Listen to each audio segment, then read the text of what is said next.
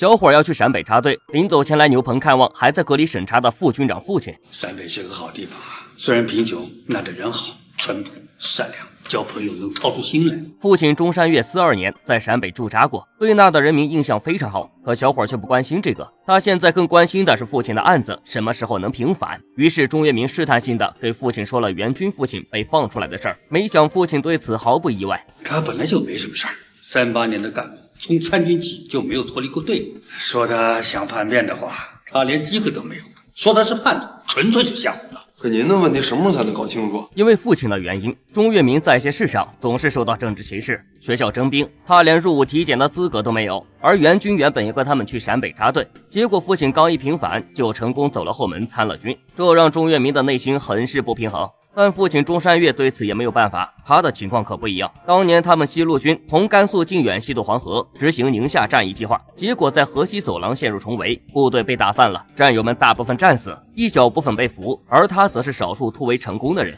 幸亏一个老乡将他收留，他才活了下来。后来回到严整风被审查，解放后速复又被审查，这次是第3次。听父亲这么说，钟跃民急了，找到那个老乡向组织解释清楚不就行了？可他实在是天真了。你以为祖上比你傻呀？他们不会去调查呀。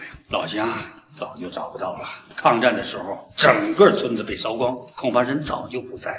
就因为这样，中山岳没了人证，解释全凭自己一张嘴，所以迟迟得不到解放。眼看当兵无望，钟跃民忍不住抱怨，这么不明不白的把人关着，也太不讲道理了。谁想中山岳立马拍桌制止，不许儿子用这种口气议论组织，要相信党，相信人民。可钟跃民还是不服气，认为这分明就是故意在整人。结果话还没说完，就被父亲大骂着赶了出去。眼见解放无望，钟跃民只能乖乖去陕北农村插队，但没想周小白、张海洋他们走得比他还早。